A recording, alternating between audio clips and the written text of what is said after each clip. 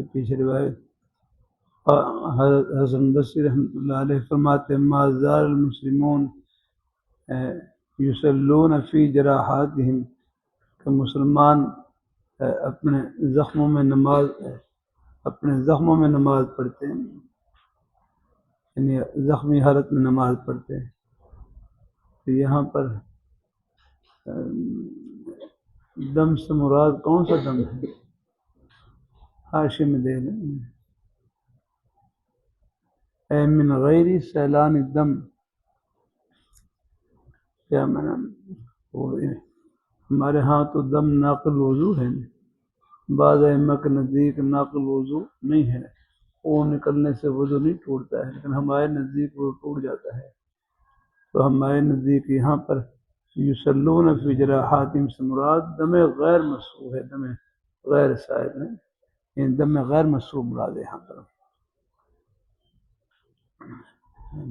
اگر دم مسفوح ہو بہہ جائے تو پھر اس سے وہ ٹوٹ جاتا ہے۔ تو اس سے مراد جو زخموں میں نماز پڑھتے تھے، اس دم سے مراد دم غیر مسفوح ہے۔ آگے چلیں، اوپر حاشیے میں لکھا ہوا ہے، کہتے ہیں کیونکہ خود حضرت حسن بصری رحمۃ اللہ علیہ سے منقول ہے کہ وہ لا یر الوضوء من الدم الا ما کان سائلا، خود ان کا فتویٰ بھی تھا کہ جب تک وہ خون بہنے والا نہ ہو، وہ نہیں خیال کرتے تھے وضو کو خون سے مگر جب کہ بہنے والا ہو۔ ان کا بھی ان کا عمل بھی یہی تھا کہ جب تو خون بہنے والا نہ ہو تو اس کا وضو نہیں ٹوٹتا ہے، ہاں دم مسفوح ہو تو پھر ان کے نزدیک وضو ٹوٹ جاتے ہیں۔ آگے چلیں۔ وبه قال حدثنا آدم بن أبي ياسر قال حدثنا ابن أبي ذئب قال حدثنا سعيد المقبري عن أبي هريرة رضي الله عنه قال قال رسول الله صلى الله عليه وسلم لا يزال العبد في صلاة ما كان في المسجد ينتظر الصلاة ما لم يحدث فقال رجل آدمي ما الحدث يا أبا هريرة رضي الله عنه قال صوت يعني الزردة. وبه قال حدثنا أبو الوليد قال حدثنا ابن عيينة عن الزهري عن عباد بن تميم عن عمه رضي الله عنه عن النبي صلى الله عليه وسلم قال لا ينصرف حتى يسمع صوتا أو يجد ريحا. وبه قال حدثنا قتيبة قال حدثنا جرير عن الأعمش عن منذر أبي يعلى الثوري عن محمد بن حنفية قال قال علي رضي الله عنه كنت رجلا مزاء فاستحييت أن أسأل رسول الله صلى الله عليه وسلم فأمرت المقداد بن الأسود فسأله فقال فيه الوضوء. ورواه شعبة عن الأعمش. وبه قال حدثنا سعد بن حفص قال حدثنا شيبان عن يحيى عن أبي سلمة أن عطاء بن يسار أخبره أن يزيد بن خالد أخبره أنه سأل عثمان بن عفان قلت أرأيت إذا جمع ولم يؤمن؟ قال عثمان يتوضأ كما يتوضأ للصلاة ويغسل ذكره. قال عثمان سمعته من رسول الله صلى الله عليه وسلم فسألت عن ذلك علي والزبير وطلحة وأبي بن كعب رضي الله عنهم فأمروه بذلك. وبه قال حدثنا إسحاق بن منصور قال أخبرنا النضر قال أخبرنا شعبة عن الحكم عن ذكر بصالح عن أبي سعيد الخدري رضي الله عنه أن رسول الله صلى الله عليه وسلم أرسل إلى رجل من الأنصار فجاء ورسوله يقول فقال النبي صلى الله عليه وسلم لعلنا أعملناك فقال نعم. فقال رسول الله صلى الله عليه وسلم إذ أعطيتك أو فتحت فعليك الوضوء تابعه وهم. قال حدثنا شعبة ولم يقل غندر ويحيى عن شعبة الوضوء.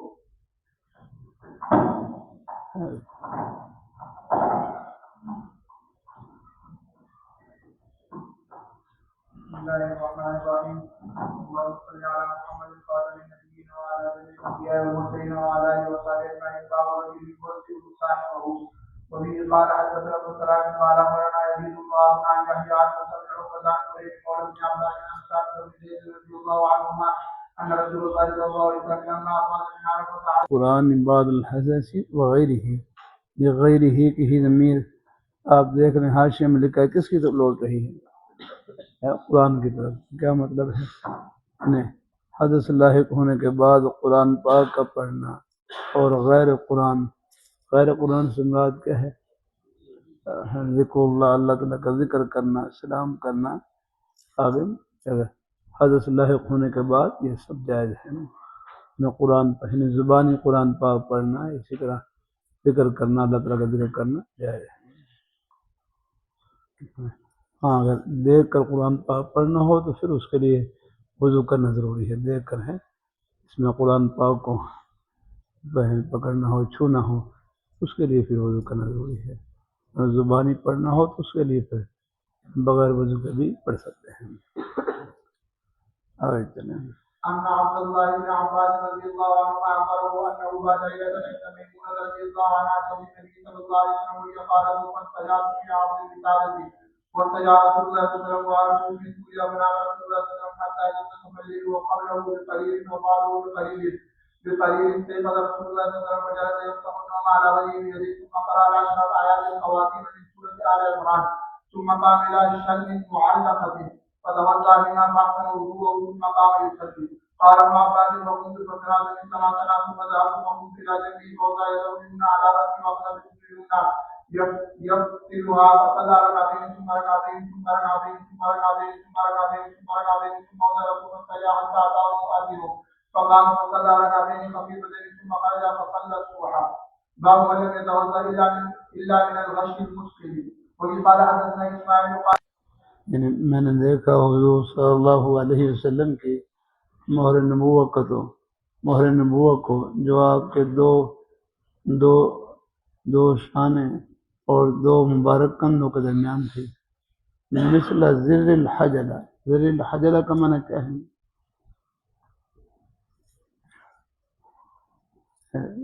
زر الحجلہ مسیری کہتے ہیں پلنگ کو، مسیری کی گھنڈی کی طرح، مسیری کی گھنڈی کی طرح یہ پلنگ کے اوپر چادر بچھاتے ہیں، اس کے اوپر اس کے کنارے پر وہ گھنڈیاں ہوتی ہیں اور پھول سے ہوتے ہیں، میرا خیال ہے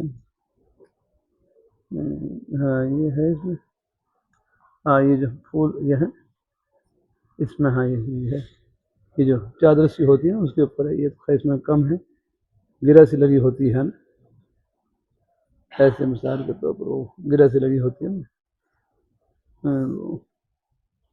کسی اور کے ہیں، ہاں یہ شاید بالا اس میں جڑ سے اس میں ہاں یہ ایسے نا، یہ گھنڈیاں ہوتی ہیں نا، یہ اب یہ ابری ہوئی ہے نا، یہ ایسی یہاں درمیان میں ایسی وہ یہ جیسے ابھی ابری ہوئی ہے یہ گراسی، مہر نبوت کی تشبیہ دی کہ آپ صلی اللہ علیہ وسلم کی کمر مبارک کے پیچھے نا گوشت کا کچھ حصہ ابھرا ہوا ہے، جیسے یہ ابھرا ہوا ہے نا یہ حصہ، یہ گھنڈی ہے، یہ تھوڑی ابھری ہوئی ہے، یہاں سے درمیان میں ابھری ہوتی ہے، یہ سب ایسے ہو، یہ تو خیر کم ہے، ان کو تھوڑا سا اس سے بڑی بھی ہوتی ہے، گھنڈی رہنا مسیرے کی گھنڈی کی طرح لینا ہے۔ اللہ تعالیٰ اپنے عجیب بات ہے نا، یعنی جو پلنگ کی چادر ہوتی ہے اس کے کنارے پر جو گھنڈیاں ہوتی ہیں نا، جس میں درمیان میں وہ جڑ سی بھی کیا کہتے ہیں وہ گرہ سی ہوتی ہے، وہ ابری ہوئی ہوتی ہے راہ، اس کے مشابہ ہے مسیرے کی گھنڈی کی طرح۔ اور بعد میں اس کی تشبیہ دی ہے کبوتری کے انڈے کے ساتھ، جیسے وہ انڈا چھوٹا انڈا ہوتا ہے وہ بھی تھوڑا سا ابھرا ہوتا ہے نا، بڑا ہوتا ہے، اسی طرح یہ بھی اپنے اپنے مبارک انداز سے تشبیہ دی ہے سب نے۔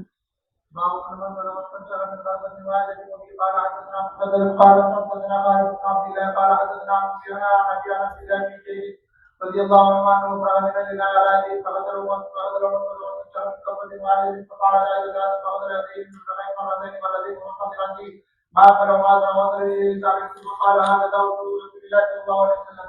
باب حدثنا مرة بن قال حدثنا سليمان قال حدثنا وليس قال حدثنا عن ابي قال شهدت عمرا عمرو بن ابي حمزه قال عبد الله بن زيد عن النبي صلى الله عليه وسلم قال عبد من فتوضا له فكفأه على يده فرجل مثل له في الإناء فمثله انتشر وسكت ثلاث غرفات من ماء يضرب في الإناء فنزل وجهه ثلاثة فمثل له في الإناء فنزل به مرتين فمثل له في الإناء فمثل به فأخذ بيديه وأثر بهما فمثل له في الإناء فنزل بيديه. حضرت ابن عباس رضی اللہ تعالیٰ عنہما سے روایت ہے، فرماتے ہیں مر النبی صلی اللہ علیہ وسلم بحائط، آپ ایک باغ کے پاس سے گزرے جو مدینہ منورہ یا مکہ مکرمہ میں تھا، فسمع صوت انسانین، آپ صلی اللہ علیہ وسلم نے دو انسانوں کی آواز کو سنا، یعذبان فی قبورہما، جن کو اپنی قبروں میں عذاب دیا جا رہا تھا۔ فقال النبی صلی اللہ علیہ وسلم یعذبان، آپ نے فرمایا کہ ان دو قبر والوں کو عذاب ہو رہا تھا، وما یعذبان فی کبیر، یہاں اور میں کسی بڑی چیز کی وجہ سے عذاب نہیں ہو رہا، کسی بھاری چیز کی وجہ سے کہ جس سے بچنا مشکل ہو جاتا ہے، یعنی کسی بھاری یا بڑی چیز کی وجہ سے عذاب نہیں ہو رہا کہ جس سے بچنا مشکل ہو۔ فرمایا ان میں سے ایک یہ پیشاب کی چیٹوں سے احتیاط نہیں کرتا تھا، اور دوسرا چغل خوری کرتا تھا۔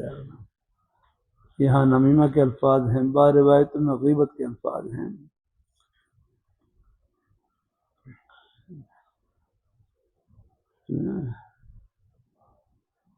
ثم دعا بجریۃ، پھر حضور صلی اللہ علیہ وسلم نے ایک شاخ منگوائی، کھجور کی ایک شاخ، اس کے دو ٹکڑے کیے، اور پھر شاخ کو ہر ایک کی قبر کے اوپر ایک ٹکڑا رکھا۔ عرض کی گئی یا رسول اللہ، آپ نے ایسا کیوں فرمایا؟ فرمایا لعلہ ان یخفف عنہما ما لم ییبسا، لعلہ یخفف عنہما ما لم ییبسا، لعلہ ان یخفف، کہ شاید کہ جب تک یہ خشک نہ ہو تو ان کے عذاب میں تخفیف کر دی جائے، شاید کہ جب تک یہ خشک نہ ہو تو ان کے عذاب میں تخفیف کر دی جائے۔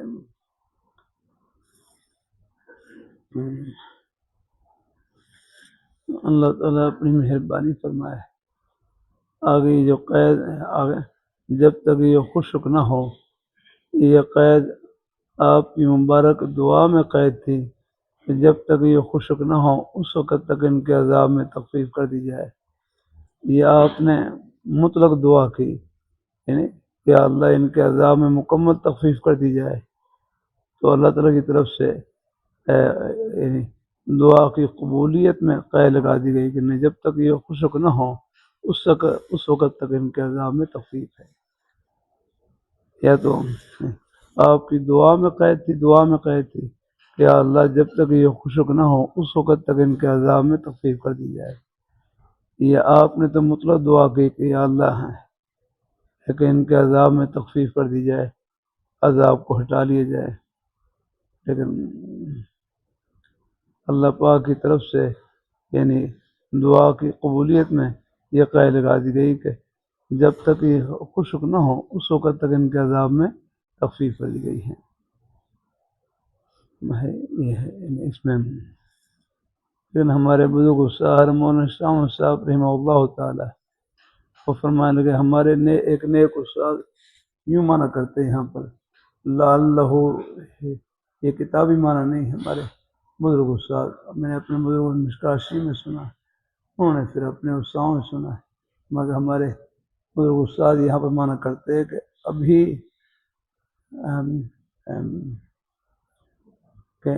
لعلہ یخفف عنہما ما لم ییبسا، کبھی یہ شاخیں خشک نہ ہونے پائیں گی کہ ان کے عذاب میں تخفیف کر دی جائے گی، کبھی یہ شاخیں خشک نہ ہونے پائیں گی کہ ان کے عذاب میں تخفیف کر دی جائے گی۔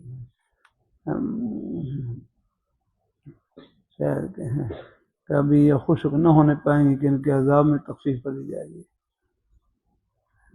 بہرحال حضور کی دعا کی برکت سے، حضور کے مبارک قدموں کی برکت سے اللہ بالکل عذاب میں تخفیف کر دیں، عذاب کو ہٹا دیں۔ بھائی کی عبادت ذہن میں آ گیا، آگے چلیں۔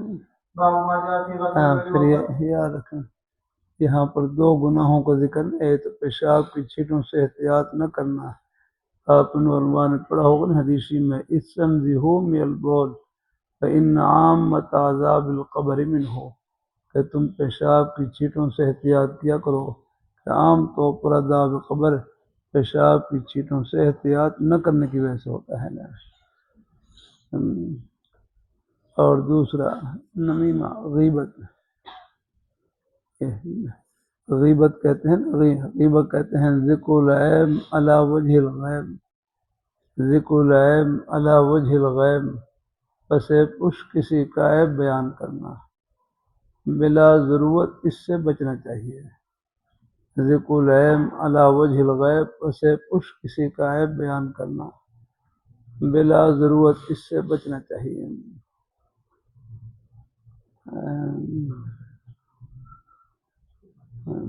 ذکر العیب علی وجہ الغیب، پس پش کسی کا عیب بیان کرنا، بلا ضرورت اس سے بچنا چاہیے۔ اللہ یہ کہ کسی کا فسق مشہور ہو جائے، اللہ یہ کسی کا فسق مشہور ہو جائے، گناہ مشہور ہو جائے، پھیل جائے، اس کا بیان کرنا تو غیبت نہیں رہتا ہے، لیکن بلا ضرورت اس قسم کے تذکرے سے بچنا چاہیے آدمی۔ اگر کسی کا فسق مشہور ہو جائے، گناہ مشہور ہو جائے، پھیل جائے لوگوں میں، پھر اس کا بیان کرنا غیبت نہیں رہتا ہے، لیکن بلا ضرورت اس قسم کے تذکرے سے بچنا چاہیے آدمی۔ یہ ہے کسی کو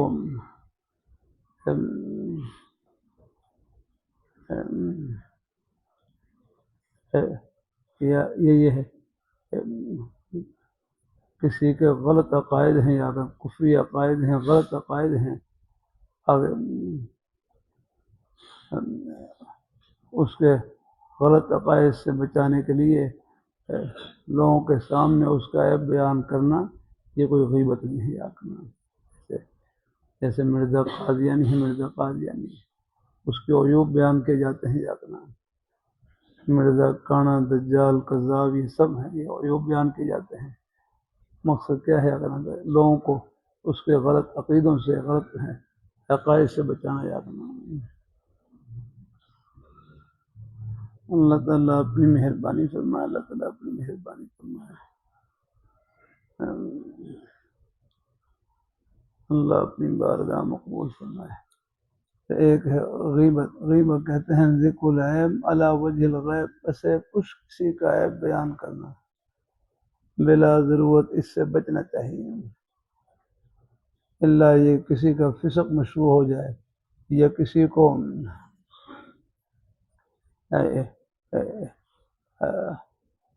یعنی غلط عقائد سے بچانے کے لیے کسی کا عیب بیان کر دی جائے تاکہ لوگ اس کے غلط عقیدے سے بچ جائیں، تو پھر یہ غیبت میں داخل نہیں ہے۔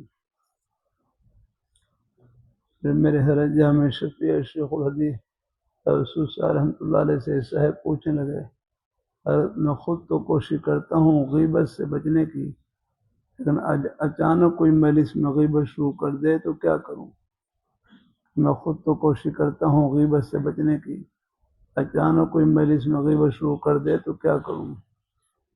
طرف میں لگے پہلا درجہ یہ ہے خاموش کرا سکتے ہیں، خاموش کرا دیں۔ پہلا درجہ یہ ہے خاموش کرا سکتے ہیں، خاموش کرا دیں۔ ہمارے حضرت مولانا خان صاحب رحمۃ اللہ علیہ یہاں مدرسہ محمدیہ میں تشریف لائے، اس وقت تھوڑا بہت جماعتی اختلاف چل رہا تھا، حضرت حامد رسم حمدیہ کی مسجد میں تشریف فرما، تو کسی ساتھی نے کچھ کسی کے بارے میں کچھ کہنے لگے تو ہر کو اندازہ ہو گیا کہ کوئی شاید کوئی غیبت کرنے لگے ہیں، تو حضرت نے فوراً ہاتھ کے اشارے سے چپ کرا دیا، بس کریں۔ ہمارے نانا جی تھے، ان میں بھی کئی خوبیاں تھیں۔ ایک خوبی یہ تھی، میں نے ان کی زبان سے کبھی کسی کے بارے میں غیبت نہیں سنی۔ مرض الوفات میں آخری بیماری میں گاؤں میں حاضر ہوا، چارپائی پر لیٹے ہوئے بیماری کے عالم میں قدموں کے جانے میں پیر دبا رہا ہوں۔ ہمارے بڑے ماموں صاحب وہ بھی کھڑے ہوئے ہوں، وہ کسی کے بارے میں کچھ کہنے لگے ہیں، اندازہ ایسا تھا کہ شاید کوئی کسی کے بارے میں کچھ کہنے لگے، کوئی بات کہنے لگے، کوئی غیبت کہنے لگے، تو نانا جان مرحوم نے فون انگلی کے اشارے چپ کرا دیا، بس ہم خاموش ہو گیا، بس اشارہ کر دیا۔ یہ آخری عمل میں نے ان کو یہ دیکھا کرنا، کسی غیبت نہیں کرنی کرنا۔ تو پہلا درجہ یہ ہے، خاموش کرا سکتے ہیں خاموش کرا دیں، یا مجلس سے الگ ہو جائیں، خانے وال میں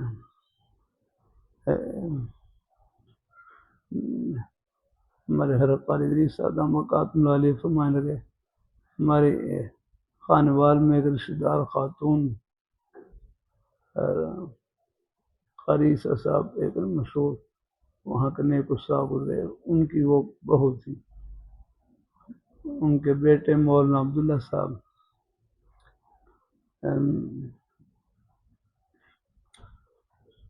ان کے خامن تھے۔ خاتون میں بھی کئی خوبیاں تھیں۔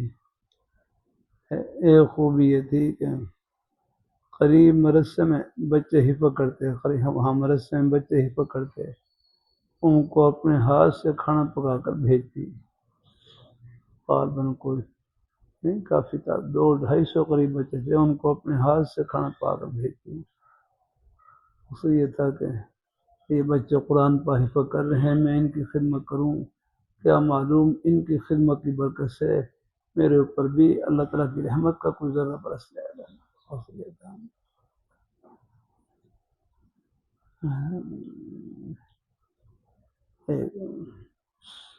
اور دوسری خوبی یہ تھی کہ عورتوں کی مجلس میں کوئی غیبت کرتی، وہ مجلس سے اٹھ کر چلی جاتی ہے۔ عورتوں کی مجلس میں اگر کوئی کسی کی غیبت کرتی تو وہ مجلس سے اٹھ کر چلی جاتی، نہ کسی کی غیبت کرتی نہ کسی کی غیبت سنتی تھی۔ عورتوں کی مجلس میں کوئی غیبت کرتی وہ مجلس سے اٹھ کر چلی جاتی، نہ کسی کی غیبت کرتی نہ سنتی۔ بہرحال 22 سال کی عمر میں ان کا انتقال ہو گیا، 22 سال کی عمر تھی، 22 سال کی عمر میں ان کا انتقال ہو گیا۔ پھر مجھے یہ جو واقعہ ہے، ان کے 2 بچے تھے، ایک بیٹا اور بیٹی، ان کے اب وہ بیٹے بڑے ہو گئے ہیں، وہ فیصل آباد میں ایک مدرسے میں استاد ہیں، فیصل آباد میں وہ بھی تشریف لائے۔ ان کے خامن قاری عبداللہ صاحب، وہ جو پہلے خامن تھے وہ کراچی میں ہوتے ہیں، یہاں بھی وہ تشریف لائے، یہیں ملاقات ہوئی ان سے۔ یہ واقعہ کہتے ہیں، یہ 2 خوبی اور بھی تھی خوبیاں ہیں۔ پھر کہتے ہیں قبرستان میں نا ان کے لیے قبر کھود رہے، غور کن قبر کھود رہے ہیں، اور قبر کھودنے کے بعد جب مٹی باہر نکلی، قبر کی مٹی باہر نکلی ہے تو مٹی کے اوپر بیٹھے ہوئے غور کن، یہ مجھے ان کے بیٹے نے بتلایا، بیٹھے ہوئے تو قبر سے ٹھنڈی ہوا آنے لگی، ٹھنڈی ہوا آ رہی، قبر ٹھنڈی ہوا آ رہی، تو انہوں نے جھانک کر دیکھا کہ قبر کے اندر 2 حوریں بیٹھی ہوئی، جنت کی 2 حوریں بیٹھی ہوئی ہیں، اور بات یہ بھی سنا دیں، ان کے ہاتھ میں سونے کے جھاڑو سے وہ قبر کو صاف کر رہی ہیں اور جنت کا بچھونا اسے بچھا رہی ہیں۔ پھر وہ جنتی ہو رہے انہوں نے کہا کہ ہمارا مہمان کب آئے گا، ہمارا مہمان کب آئے گا، ہمارا مہمان کب آئے گا، یہ کہا ہے۔ اللہ تعالیٰ اپنی مہربانی فرمائے، اللہ اپنی مہربانی فرمائے، اللہ تعالیٰ اپنی مہربانی فرمائے۔ بہرحال یہ ہے اللہ اپنی بارگاہ میں قبول فرمائے، اللہ تعالیٰ بہرحال یہ ہے سب۔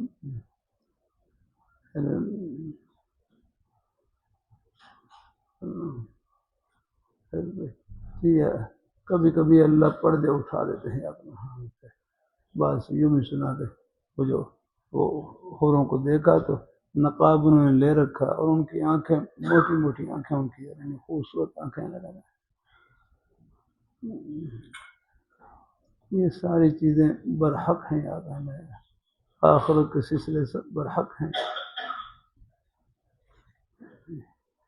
پہلا درجہ یہ ہے خاموش کرا سکتے ہیں، خاموش کرا دیں، یا مجلس سے الگ ہو جائیں، یا بات کا رخ پھیر دیں، بات کا رخ پھیر دیں، بات کو نہیں اس کا رخ پھیر دیں، اور بات شروع کر دیں۔ ان میں سے اگر کوئی صورت بھی نہ بن سکے تو پھر آہستہ سے ذکر اللہ مشغول ہو جائیں، آہستہ سے ذکر اللہ مشغول ہو جائیں، ان کی بات کی طرف توجہ نہ دیں۔ پھر بھی کوئی غیر اختیاری طور پر کان میں آواز پڑ جائے تو معاف ہے، اللہ سے توبہ استغفار کرنی۔ جیسے راستے میں جا رہے ہوتے ہیں، اچانک کچھ گانے بجانے کی آواز آ جاتی ہے، روکنا مشکل ہوتا ہے، وہاں بھی یہی ہے کہ آہستہ سے ذکر اللہ مشغول ہو جائیں، ان کی بات کی طرف توجہ نہ دیں، یعنی آواز کی طرف توجہ نہ دیں۔ پھر بھی غیر اختیاری طور پر کام میں کوئی بات پڑ جائے، معاف ہے، اللہ سے توبہ استغفار کر لیا۔ اللہ اپنی مہربانی فرمائے، اللہ اپنی مہربانی فرمائے۔ اللہ تعالیٰ میں ایک مرتبہ چترال سے اسلام آباد پہنچا،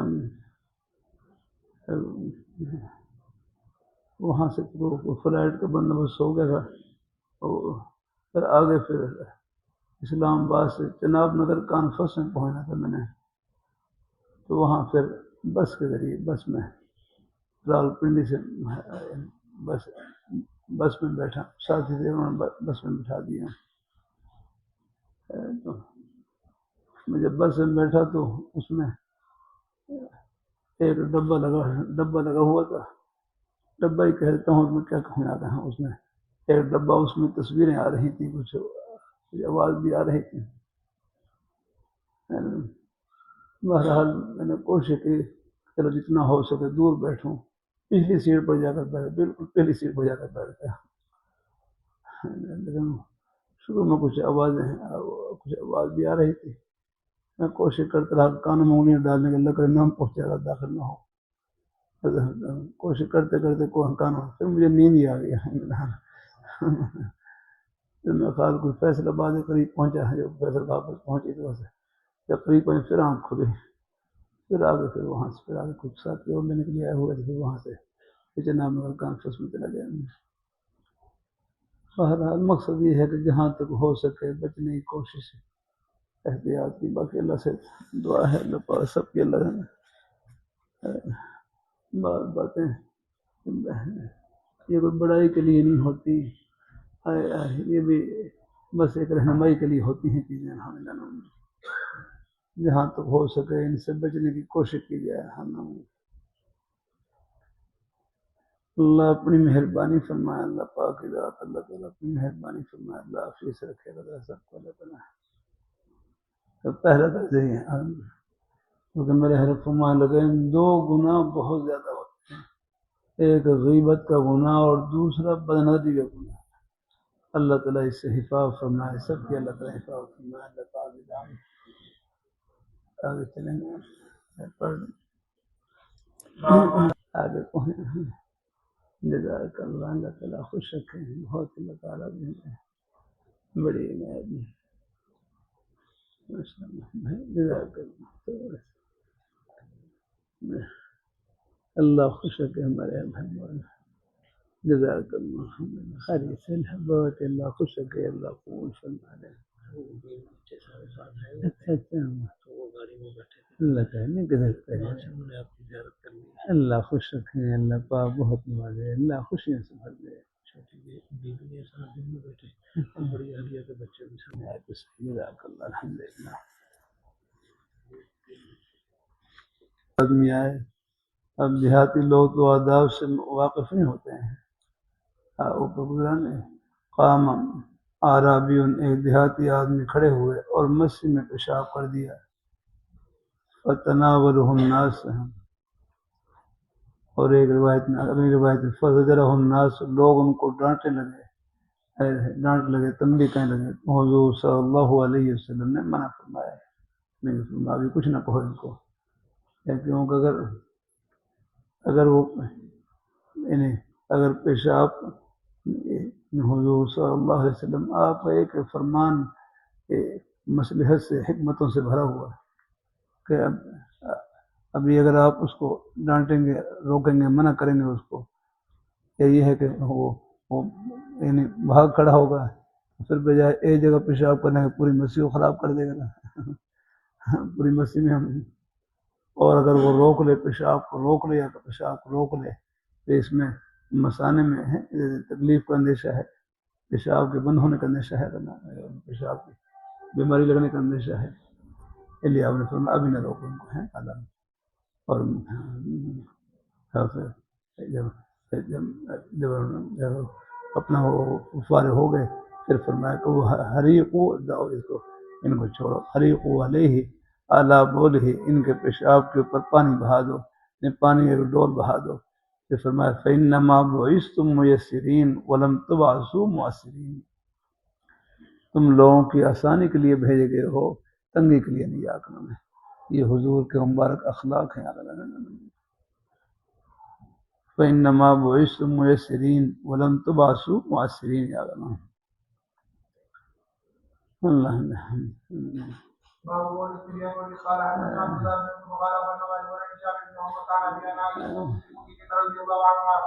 أنها قالت يا رسول الله صلى الله عليه وسلم فقال على ذلك فقال ما يفعل الله إياه وفي قال حدثنا عبد الله بن مسعود قال أمرنا عن ابن علي بن شهاب عن عبيد الله بن عبد الله بن مسعود عن ابن قيس بنت محسن رضي الله عنها أنها أتت بابن لها صغير لم يأكل الطعام إلى رسول الله صلى الله عليه وسلم ورسول الله في حجره فقال على ذلك فدعا بماء فرضه حضور صلی اللہ علیہ وسلم نے ایک بچے کو اپنے گود میں لیا اور آپ کے مبارک کپڑوں پر پیشاب کر دیا 5 بچوں کے بارے میں آتا ہے کہ جن کو آپ نے بچپن میں گود میں لیا اور انہیں آپ کے مبارک کپڑوں پر پیشاب کر دیا لیکن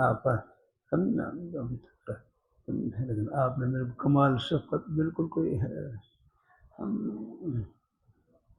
بس آپ نے پانی منگوایا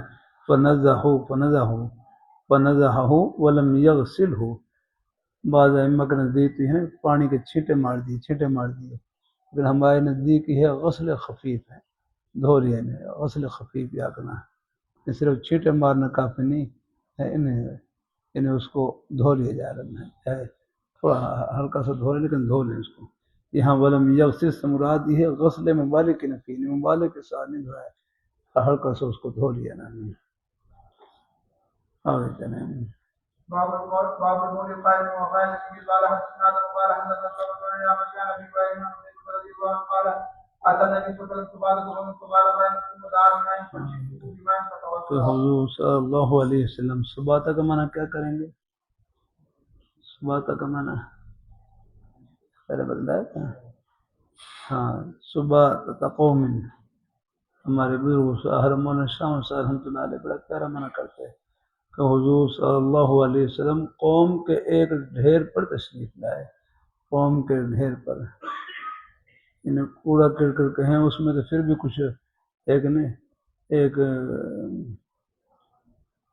ایک ایک ایک خراب چیز کی طرف خیال جانے کا اندیشہ ہے لیکن جب ڈھیر کے لفظ کہیں گے تو اس میں میرا کوئی اور ہے یعنی دوسرا خیال نہیں آئے گا اپنے ہی مانتے ہیں کہ حضور صلی اللہ علیہ وسلم قوم کے یعنی حضور صلی اللہ علیہ وسلم کی نسبت کی طرف جس کی نسبت کر دی جائے، جہاں تک ہو سکے اس میں پورے ادب کا خیال رکھا جائے، اور یہ تعبیر کا ادب ہی اپنے بزرگوں کے قدموں میں نصیب ہوتا ہے۔ تو حضور صلی اللہ علیہ وسلم قوم کے گھیر پر تشریف لائے، جہاں حضور صلی اللہ علیہ وسلم کے مبارک قدم لگ گئے وہ جگہ تو چمک گئی آنکھ میں۔ فبال قائما، پھر آپ نے کھڑے ہو کر پیشاب فرمایا اور پھر پانی منگوایا۔ آپ نے ابو داؤد شریف میں بھی اور یہاں بھی کھڑے ہو کر پیشاب فرمایا، یہ عذر پر محمول ہے، یاد رہے۔ پھر وہاں عذر کی کئی تقریریں ہیں۔ ابو داؤد شریف کے حاشی میں شاید آپ نے پڑھا ہو کہ آپ نے کھڑے ہو کر پیشاب فرمایا، کیا وجہ سے بتلاؤں؟ ایک یہ ہے کہ حضور صلی اللہ علیہ وسلم کے مبارک گھٹنے کے اندرونی حصے میں زخم تھا۔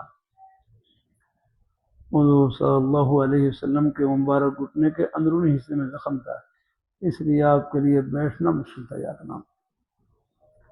اور بھی ہیں، اب یہ صورت پیش آ جاتی ہے۔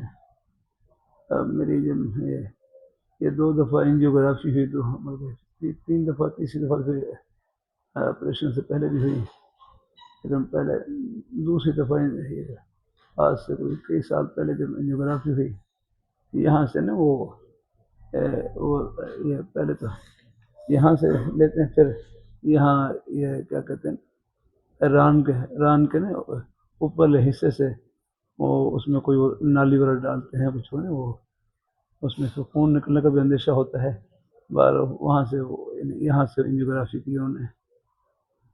پھر بعد میں وہ پٹی کی، وہ پٹی ایسی تھی کہ میرے لیے بیٹھنا مشکل اس پٹی کے ساتھ، یاد رکھنا۔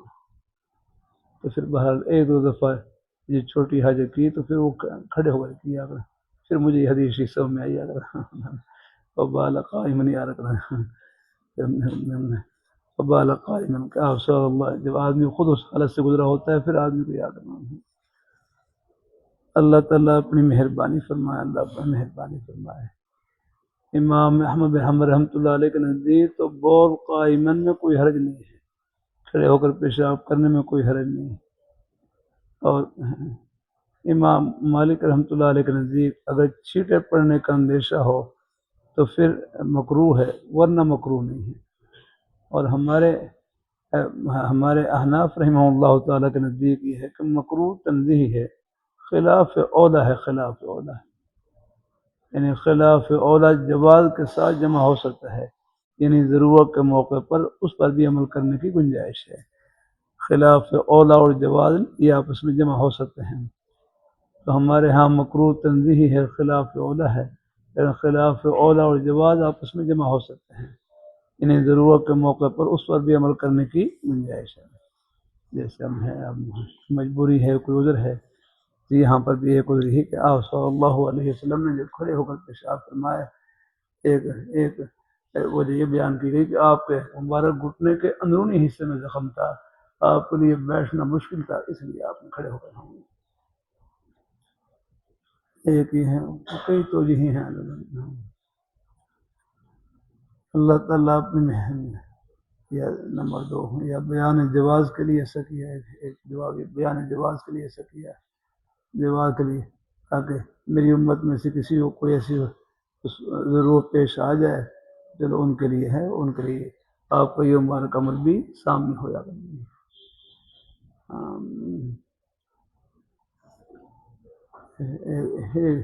ایک جواب یہ دیا کہ ایک توجہ یہ کی گئی ہے کہ اس زمانے میں یعنی کمر درد کا علاج، کمر میں درد ہو، اس کا علاج کھڑے ہو کر پیشاب کے لیے کیا جاتا تھا۔ تو آپ صلی اللہ علیہ وسلم کی کمر مبارک میں درد تھا، درد کی وجہ سے آپ نے کھڑے ہو کر پیشاب کیا۔ ایک یہ ہے کہ سامنے، ایک یہ ہے کہ وہاں پر کچھ نہیں، کچھ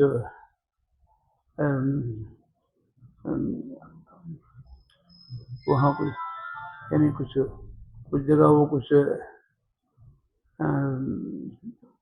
جیسے نہیں آتا نا، یعنی وہ صبح تھا، وہ ڈھیر وہاں پر بیٹھ کر پیشاب کرنے میں، یعنی وہاں کوڑا وغیرہ ڈالنے کی جگہ تھی، وہاں پر بیٹھ کر پیشاب کرنے میں کپڑوں کے ناپاک ہونے کا اندیشہ تھا، اس لیے آپ نے کھڑے ہو کر پیشاب فرمایا۔ اور بھی یہ سب تو یہ ہیں، باقی واللہ عالم بہرحال ہے۔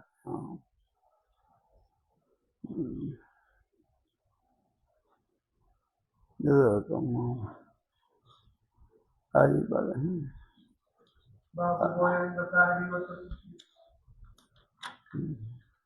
وفي قال حدثنا عثمان بن ابي شيبه قال حدثنا جرير عن منصور بن ابي وائل عن حذيفه رضي الله عنه قال رايتني انا والنبي صلى الله عليه وسلم نتماشى فأتى قوم خلف حائط فقام كما يقوم احدكم فقال فانتبهت منه فاشار الي فجئت فقمت عند عقبي حتى فرغ. باب البول عند سباطة قوم. وفي قال حدثنا محمد بن عربة قال حدثنا شعبة عن منصور عن ابي وائل قال كان ابو موسى الاشعري يشدد في البول ويقول ان بني اسرائيل كان اذا قام قول احد قرضه فقال حذيفة ليته امسك. اتى رسول الله صلى الله عليه وسلم سباطة قوم فمال قائما. باب قتل الذنب. وفي قال حدثنا محمد بن مسنى قال حدثنا يحيى عن هشام قال حدثني فاطمة بن اسماء رضي الله عنها قالت جاءت امرأة الى النبي صلى الله عليه وسلم فقالت ارايت احدانا تحيل في الصوم كيف تصنع؟ قال تحثه ثم تخلطه بالماء وتمنعه بالماء وتصلي فيه. وفي قال حدثنا محمد قال اخبرنا ابو معاوية قال حدثنا هشام بن عروة عن ابي عائشة رضي الله عنها قال جاءت فاطمة بنت ابي حبيش الى النبي صلى الله عليه وسلم فقال يا رسول الله اني امرأة مستحاض فلا اذكر ادع الصلاة. فقال رسول الله لا انما ذلك علم وليس بحيض فاذا اقبلت حيضتك فدعي الصلاة واذا اقبلت فاقضي عنك دم ثم صلى.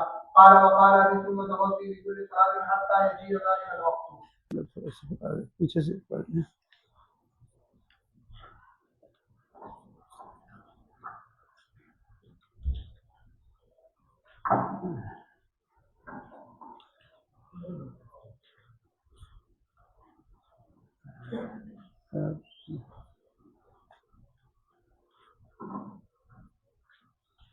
ام المؤمنین ہر عائشہ رضی اللہ تعالی عنہا سے روایت ہے، کل میں نے کیا تھا نا، ام المؤمنین یہ عظمت اور احترام کی وجہ سے ہے۔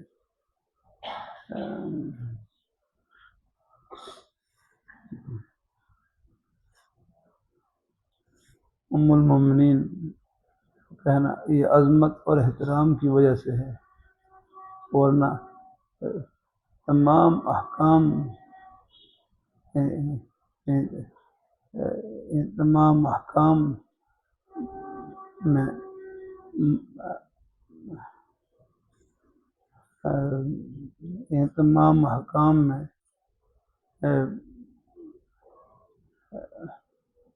ماں کی طرح نہیں ہے، ورنہ تمام احکام میں وہ ماں کی طرح نہیں ہے۔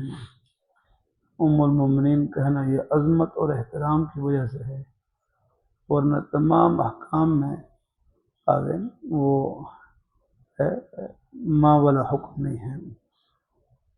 دیکھو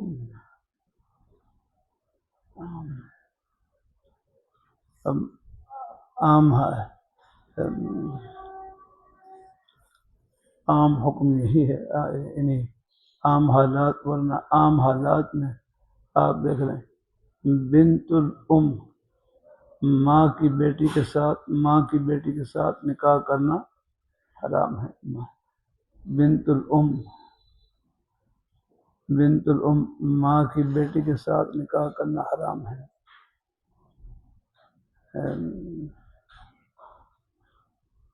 بات ذہن میں آ گئی۔ یا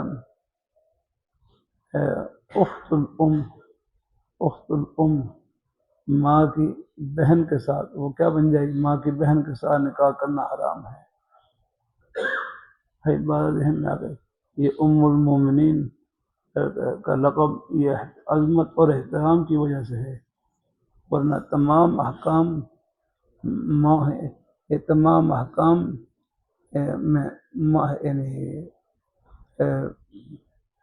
تمام احکام ماں کی طرح نہیں ہیں، یعنی حقیقی ماں کی طرح نہیں ہیں،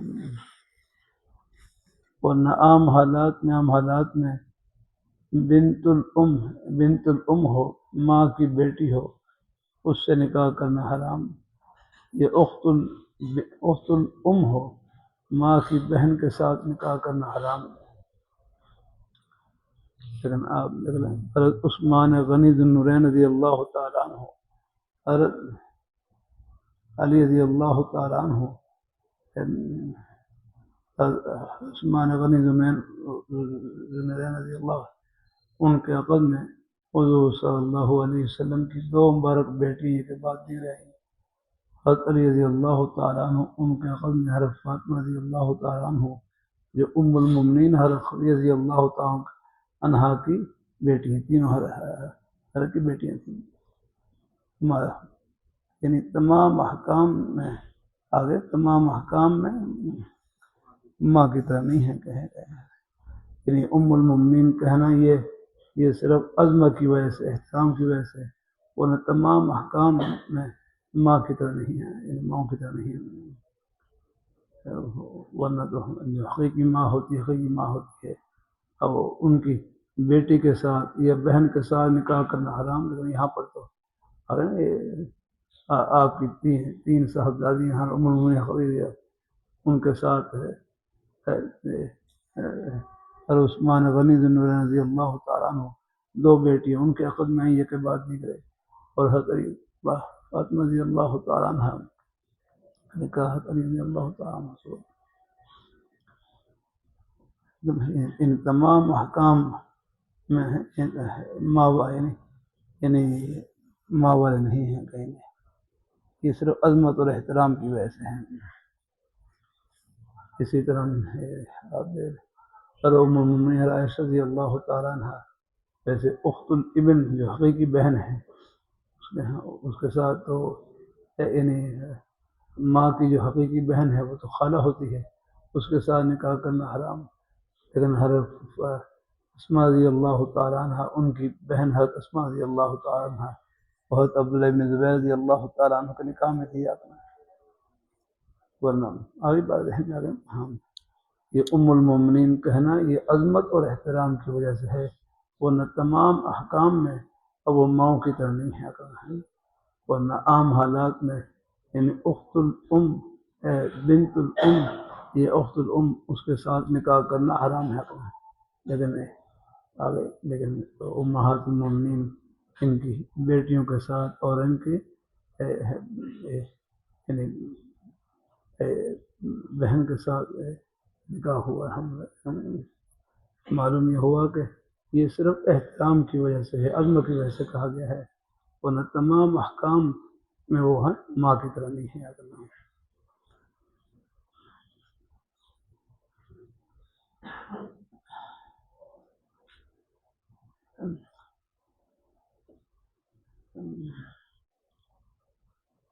کل میں نے کیا ان الحارث بن ہشام، بین السور میں کیا لکھا ہے یہاں پر، کل بتلایا تھا میں نے، اخو ابی جہل، اخو ابی جہل، ابو جہل کے، بتلایا تھا بھائی، نہیں بتلایا تھا،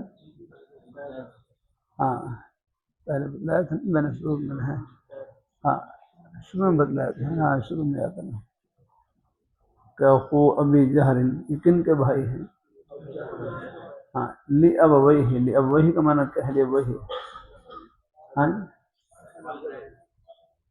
لی ابویہ، یہ تثنیہ تغلیبی ہے، تثنیہ تغلیبی ہے۔ تثنیہ حقیقی کسے کہتے ہیں؟ تثنیہ حقیقی کہتے ہیں جس کا مفرد اس کے ہر فرد پر حقیقتاً صادق ہے۔ تثنیہ حقیقی کہتے ہیں جس کا مفرد اس کے ہر فرد پر حقیقتاً صادق ہے۔ اب رجلان ہیں، اس میں دو مفرد ہیں، رجل رجل، ان سے مل کر تثنیہ بنا ہے، اور اس کا مفرد ہے رجل، ہر فرد پر ہر رجل پر حقیقتاً صادق آ رہا ہے۔ تثنیہ حقیقی کہتے ہیں جس کا مفرد اس کے ہر فرد پر حقیقتاً صادق ہے، اور تثنیہ تغلیبی کہتے ہیں جس کا مفرد ایک فرد پر حقیقتاً صادق ہے اور دوسرے پر تغلیباً صادق ہے۔ ایک فرد پر حقیقتاً صادق ہے، دوسرے پر تغلیباً غلبے کے ذریعے صادق ہے۔ جیسے دیکھو ابویہ، یہاں باپ تو ایک ہی ہوتا ہے، لیکن یہاں پر اب کو ام پر غلبہ دے کر اب کا تثنیہ بنا لیا گیا. کیا پڑھیں گے؟ ابوین، والدین. والدین والد تو ایک ہی ہوتا ہے، لیکن والد کو والدہ پر غلبہ دے کر اس کا تثنیہ بنا لیا. کیا پڑھیں گے؟ اور اسی طرح شمسین، قمرین، یہ تثنیہ تغلیبی ہے. یاد رکھنا تثنیہ تغلیبی کہتے ہیں جس کا مفرد ایک فرد پر حقیقتاً صادق ہے اور دوسرے فرد پر تغلیباً صادق ہے، غلبے کے ذریعے. یاد رکھنا.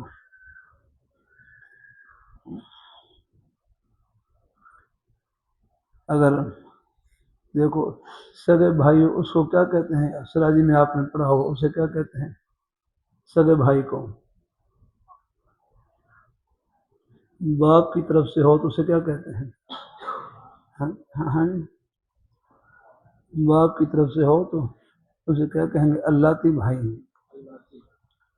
اور صرف ماں کی طرف سے بھائی ہو، ماں کی طرف سے بھائی ہو، اسے کیا کہیں؟ اخیافی. اور ماں باپ دونوں کی طرف سے ہو اسے کیا کہیں گے؟ اس کو عینی کہیں گے. عینی ہاں یہ بھی کہہ لیتے ہیں عینی بھائی ہیں، عینی سگا بھائی. آگا نا باپ کی طرف سے ہو تو اللاتی، ماں کی طرف سے ہو تو اخیافی، اور دونوں طرف سے ہو تو اس کو عینی بھائی کہیں. عینی عینی حقیقی سگا بھائی. آگا ہاں یہ کہ عینی بھائی ہیں. عینی کیا مطلب؟ سگے بھائی ہیں. یہ میں نے بتلایا نہیں ویسے. اخو بھی جہر لی ابویہ، کیا مانا؟ ماں باپ ہیں، ماں باپ کی طرف سے ابو جہل کا سگا بھائی. اسلم یوم الفتح، کیا مانا کریں گے؟ فتح مکہ کے دن اسلام لائے. آگے وحسن اسلام ہوں، وحسن اسلام ہوں، اور ان کا اسلام بہترین تھا. ان کا اسلام بہترین تھا. میرا کر رہا تھا نا. دیکھو ابو جہل اسلام کی دشمنی میں پہلے نمبر پر ہے. ابو جہل اسلام کی دشمنی میں پہلے نمبر پر ہے، اور اس کا سگا بھائی بخاری شریف کے پہلے صفحے پر ہے. کہ ابو جہل اسلام کی دشمنی میں پہلے نمبر پر، اور اس کا سگا بھائی بخاری شریف کے پہلے صفحے پر ہے. دوسرے حدیث شریف کے راوی ہیں، روایت کر رہے ہیں، باقاعدہ نقل کر رہے ہیں اس کو. جس کو کہیں. اسی طرح حضرت اکرمہ رضی اللہ تعالیٰ عنہ یہ ابو جہل کے بیٹے تھے، ان کو بھی اسلام کی طرف سے نوازا. الحمدللہ مسلمان ہیں. اللہ یجتبی الیہ من یشاء ویہدی الیہ من یونیب، جس کو چاہیں اللہ اپنی طرف کھینچ لے.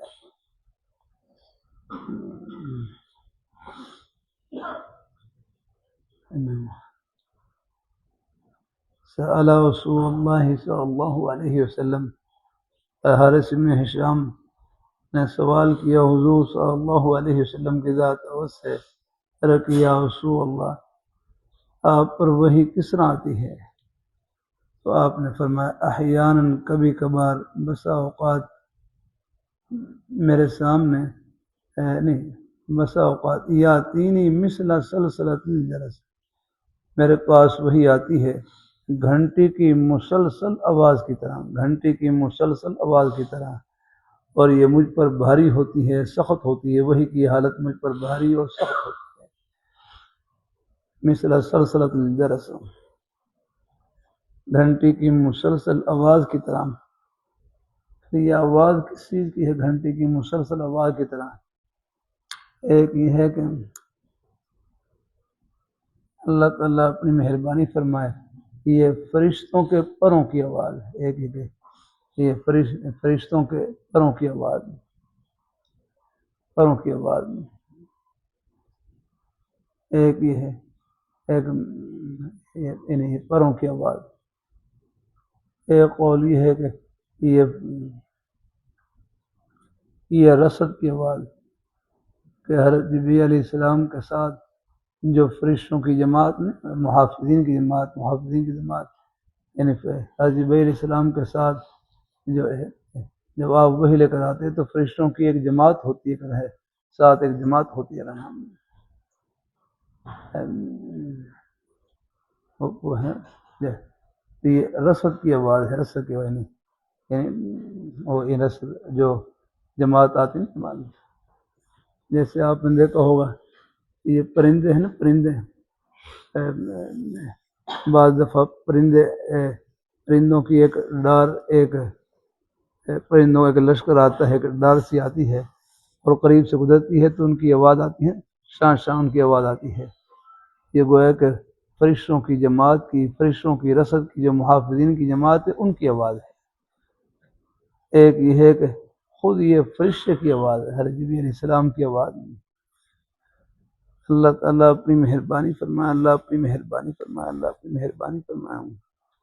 جیسے آپ نے دیکھا ہوگا ریل گاڑی جب آتی ہے نا، بعض دفعہ نظر نہیں آ رہی ہوتی لیکن دور سے ہی اس کی آواز آ رہی ہوتی ہے.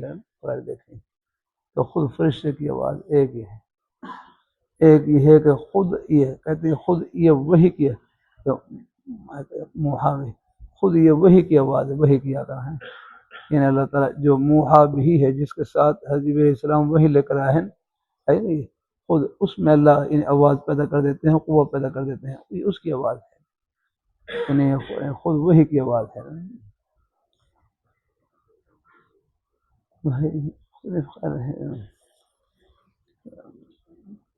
یہ گھنٹی کے مسلسل آواز کی طرح ہوں.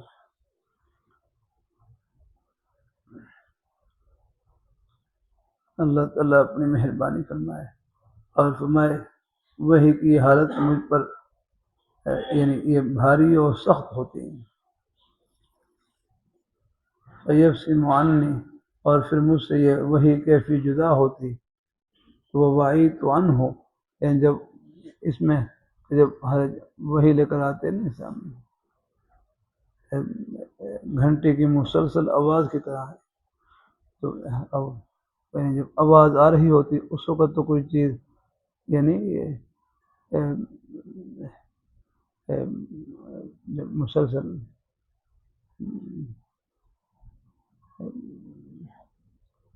یعنی اس وقت تو یعنی کوئی چیز یاد کرنا یعنی آواز کے یاد کرنا مشکل ہوتا ہے. لیکن جیسے ہی یہ حالت ختم ہوتی جو کو وہی آتی وہ آپ کے سینہ اتر میں محفوظ ہو جاتی ہے. طیب سی معنی ہو جیسے ہی مجھ سے وہی کیفی جدا ہوتی، یہ فرشتے جو کچھ وہی لے کر آئے وہ سب کچھ میں یعنی یاد کر چکا ہوتا اور محفوظ کر چکا ہوتا ہوں.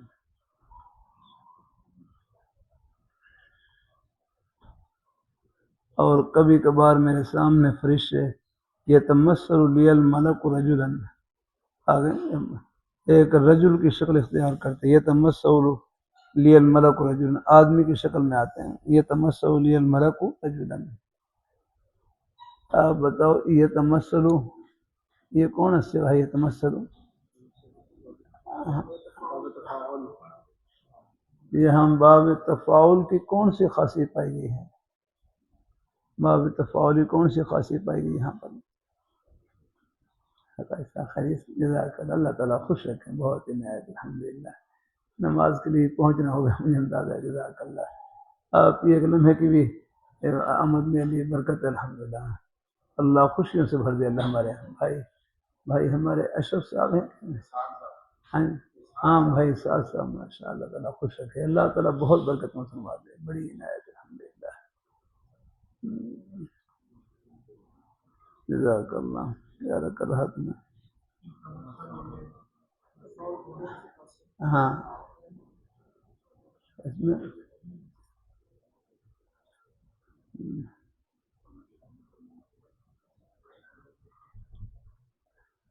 چلو وقت کیا ہو رہا ہے؟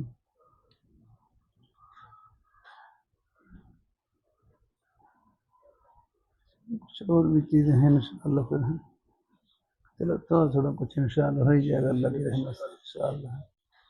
چلو پھر آگے انشاءاللہ بڑھیں گے اللہ کی رحمت سے انشاءاللہ.